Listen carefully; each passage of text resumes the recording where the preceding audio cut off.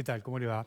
Buenas tardes. Voy a estar en un minuto con el doctor Vicente Casas para consultarlo cómo está viendo él la evolución de la crisis, no desde el punto de vista económico, pero sí desde el punto de vista sanitario y cómo, la ley, está operando en este tema, que es inédito, donde hay que acatar reglas, disposiciones. Y desde ese punto de vista quiero ver qué visión tiene él, cómo se está llevando adelante todo esto. En un minuto voy a estar con el doctor Casas. La crisis sanitaria se prolonga y anticipa graves efectos sociales y económicos. Pero además de eso hay como un peligroso virus que se hace visible y se potencia con el paso de la pandemia y se manifiesta a través de conductas autoritarias en las personas.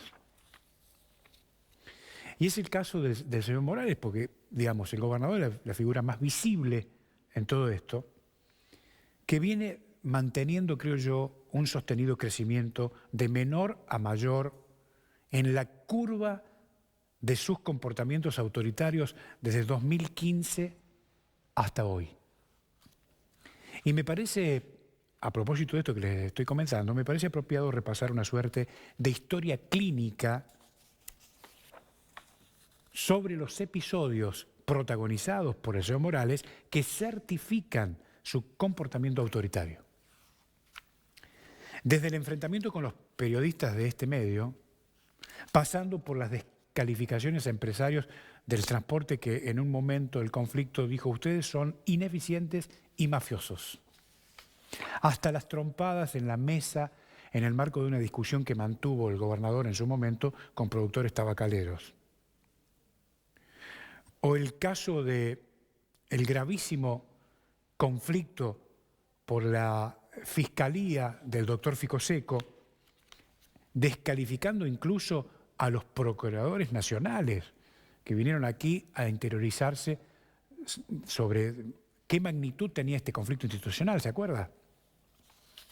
O la embestida contra el Tribunal de Cuentas denunciándolos por supuesta responsabilidad o negligencia en el marco de la plata que desapareció para hacer viviendas que tiene como principal protagonista la señora Milagro Sala.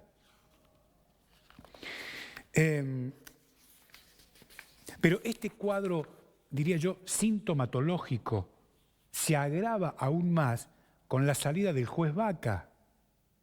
Y este rumor que estuvo circulando en torno a una supuesta irrupción del señor Morales, violentamente en el despacho del ex juez, para solicitarle la renuncia. Pero la curva de la ira del señor Morales, lejos de aplanarse, se dispara aún más cuando llega la epidemia. Allí su descontrol discursivo, en su aló Gerardo de todas las noches, ha superado, creo yo, todos los límites posibles. Cierre de fronteras, amenazas de no traer a los jujeños que están fuera de la provincia, pelea con embajadores de países vecinos y ahora la delirante propuesta de marcar las viviendas de los ciudadanos que supuestamente tienen coronavirus. De manera que si tuviera que hacer un diagnóstico de lo que le pasa al señor Morales, le diría que es portador del virus de la tupaquerización, ya que todas sus conductas, con algunos matices, son una réplica de los métodos, de la metodología o del modus operandi o de los procedimientos de la señora Milagro Sala. La verdad es una lástima. Tantos años desempeñándose como el eterno opositor para aprender lo peor de la política.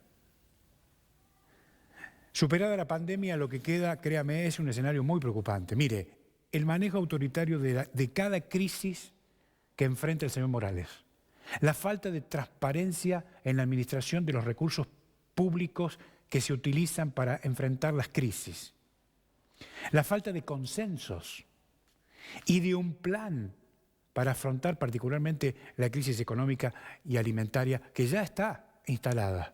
Este es el escenario que se viene. Se lo dejo para que lo piense. Y simultáneamente lo saludo al doctor Vicente Casas. ¿Cómo le va, doctor? Buenas tardes. Buenas tardes, un gusto escucharlos, tanto tiempo, creo que estoy bien, y un saludo a los que nos están escuchando en este momento. Bueno, gracias, doctor, por disponer de estos minutos para esta conversación. Bueno, ¿cómo está evaluando la crisis que estamos, inédita, en la que estamos atravesando, doctor? Quería saber su opinión. Bueno, desde el punto de vista de las decisiones de gobierno, tanto provincial como nacional, lo digo en ese orden porque primero se tomaron medidas de orden provincial, Sí. hemos estado bien. Es decir, se hizo una cuarentena, creo que ya vamos a cumplir un mes aquí en la provincia de Jujuy, Sí. y unos días más tarde se hizo a nivel nacional. Creo que las medidas que se tomaron han sido acertadas. Ya, insisto, llevamos casi un mes en ambas jurisdicciones, provincial y nacional, y los resultados han sido eficientes. La sociedad ha respondido, porque nos hemos quedado en la casa.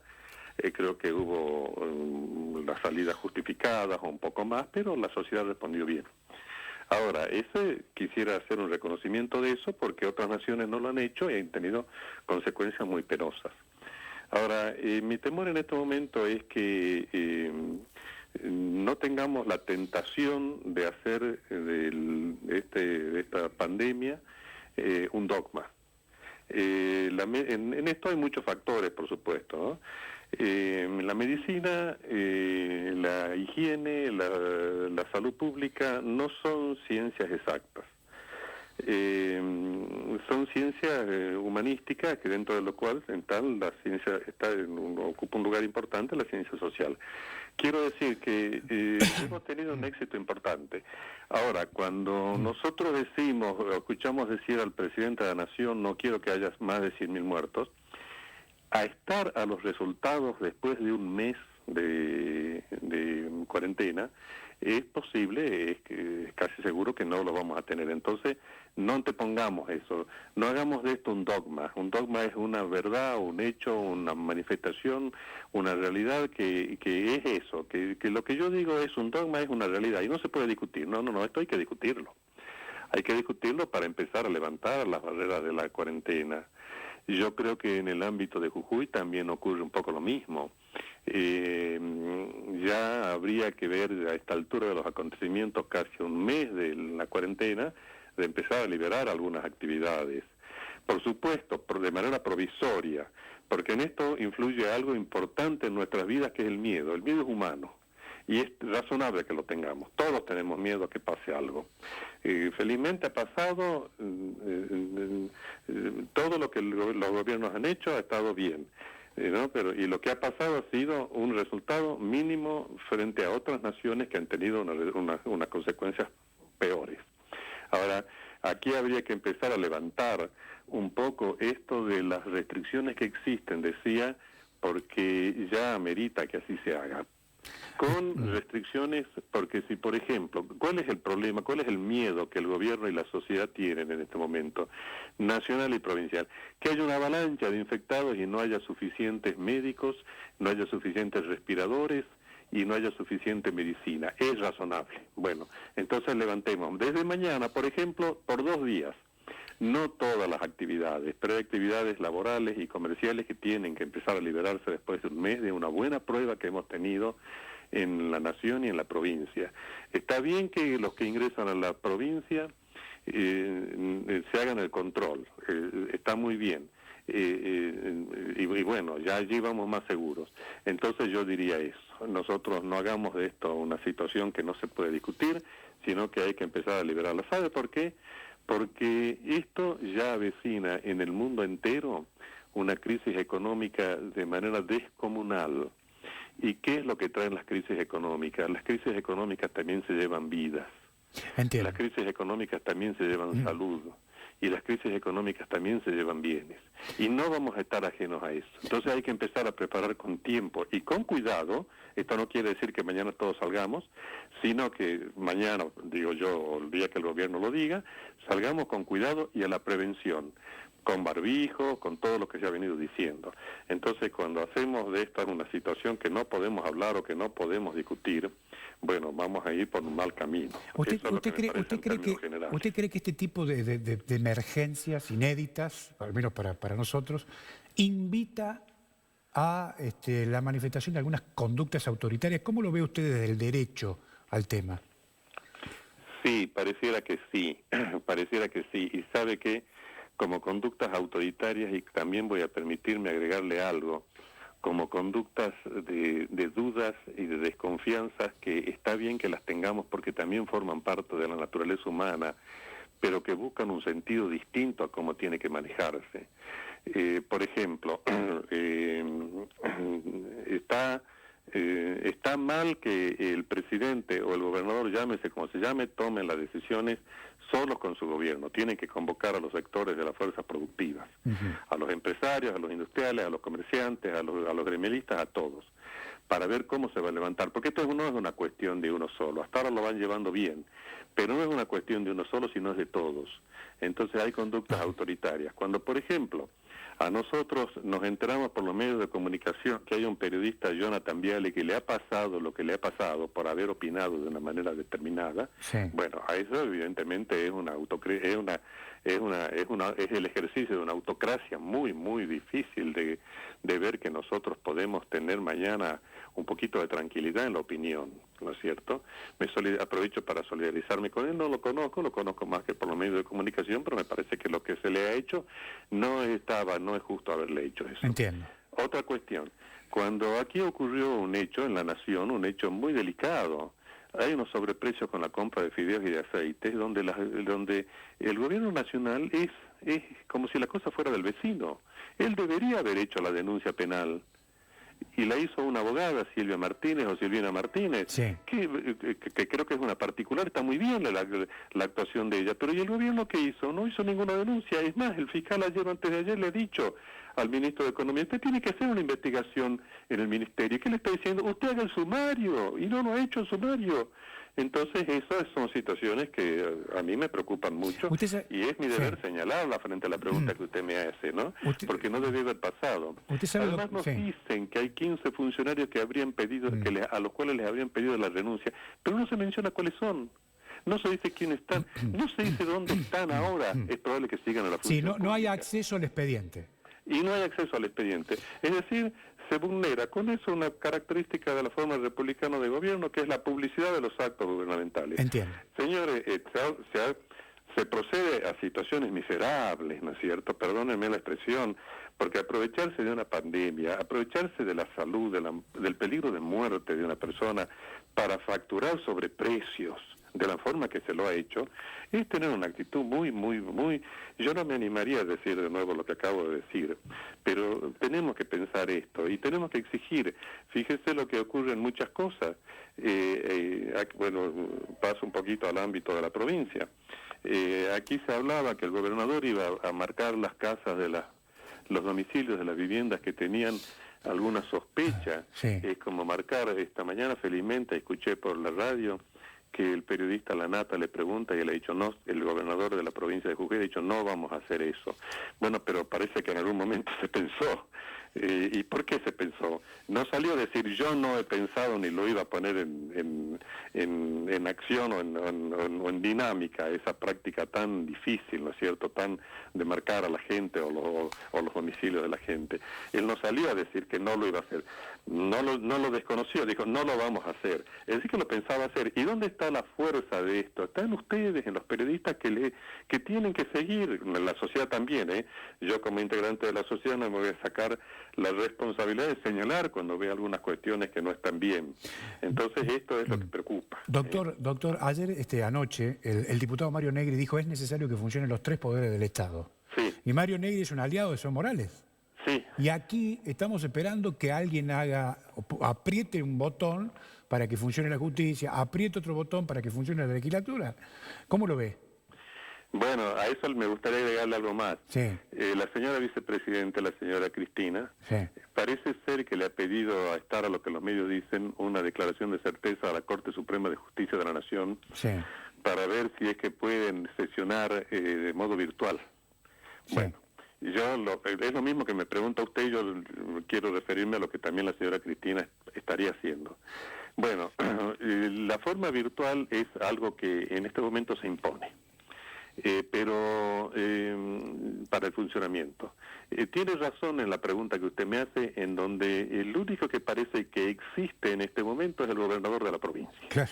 El resto de los poderes parece que, digamos, estarían ausentes con alguna presunción.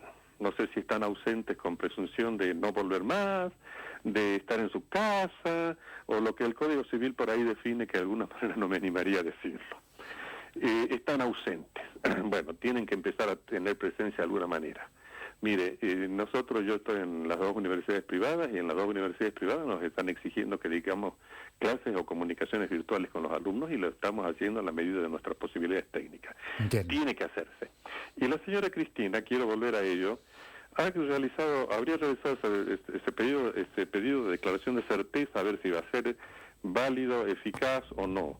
Bueno, me parece que no debe hacerlo, porque los poderes son independientes. Ajá. ¿Por qué le tiene que preguntar un poder al otro? ¿Por qué le tiene que pedir permiso a un poder al otro para hacer lo que la Constitución le dice que tiene que hacer?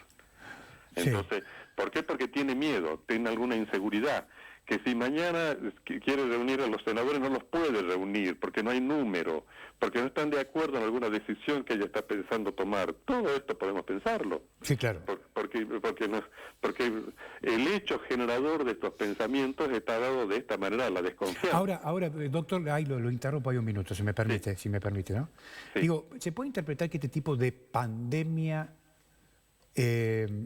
promueve, digamos, conductas antidemocráticas, digamos, va en contra de los sistemas y de los procedimientos democráticos o propios de la democracia? Bueno, estamos en un estado de necesidad, ¿no? Ese es un estado de necesidad de la salud, de todo lo que hace a la vida del ser humano. Pero eso no tiene que llevarnos a pensar que la Constitución nos permite hacer lo que nos dé la gana. No. Mientras mayor riesgo hay en el estado de necesidad, mayor vigencia de la Constitución. Entiendo. Tiene que estar presente la Constitución. No podemos permitirnos algunos lujos que la Constitución no nos da, porque entonces estamos actuando mal, ¿no es cierto? Y también yo en esto le quería decir algo más con el funcionamiento de las instituciones. Sí. Bueno, una forma parecería que es lo virtual. Perfecto, vamos a ir a ello. Pero tengamos mucho cuidado, porque en Argentina parece que nosotros tenemos un gran país en Argentina. Somos una gran nación, somos una sociedad hermosa. Pero ¿sabe qué falló en Argentina siempre? La disciplina. Aquí me parece que eso ocurrió, nos faltó siempre la disciplina. Entonces, cuidado en los cuerpos deliberativos, me refiero al Congreso, a las legislaturas, a los consejos deliberantes. Cuidado con aquella mala experiencia que ya hemos tenido en el tiempo, que es sentar legisladores truchos. Entonces, en eso tenemos que estar atentos los periodistas y la sociedad para señalar lo que ha pasado. Porque no vaya a ser que la declaración de certeza, no vaya a ser que la sesión, que no tiene quórum, que no llegan al quórum, sienten algunos virtualmente que no tiene que estar sentado en el lugar que está. Ahora, con semejante tragedia que estamos atravesando, ¿cree usted que puede haber cabezas que piensen en estas cosas? Mire, yo quisiera contestarle que no, pero después de lo que pasó con los precios de los fideos y del azúcar y del arroz, yo, permítame que no conteste la pregunta suya. Doctor, mi última pregunta, ya lo dejo que siga con sus tareas habituales en la cuarentena. Doctor, yo creo que el mundo va hacia digamos, una dirección peligrosa, de acuerdo a lo que se está leyendo hasta ahora en los principales diarios norteamericanos, en torno al conflicto entre China y los Estados Unidos por el virus. Sí. ¿Usted lo ve igual? Sí. Evidentemente, esto presenta para mí un escenario distinto, ¿no?, de la contienda. La contienda ahora es virósica a partir de esta dura lección que estamos teniendo. Ya no van a haber armas nucleares menos, ya van a haber virus. Y este es un peligro que tenemos. Yo creo que sí, yo creo que aquí esto nos da paso a la sociedad, a la familia y a los humanos y al ciudadano, a que cerramos un capítulo de la historia y abrimos paso a otro capítulo. ¿Cómo será el que viene? Bueno, no lo sabemos, dependerá de nosotros cómo lo vamos a manejar. Pero ahora ya la guerra no va a ser con armas, no va a ser con ocupaciones, no va a ser como decía Napoleón Bonaparte, que la infantería es la reina de las batallas, va a ser el virus, la reina de las diferencias que vamos a tener los seres humanos. Esto parece que así va a ser y es el mundo que nos espera. Doctor, le mando un abrazo, gracias por esta conversación, ¿eh? Gracias a ustedes y un saludo a todos. Gracias. Hasta luego. El doctor Vicente Casas con nosotros. Nos reencontramos mañana. Chao.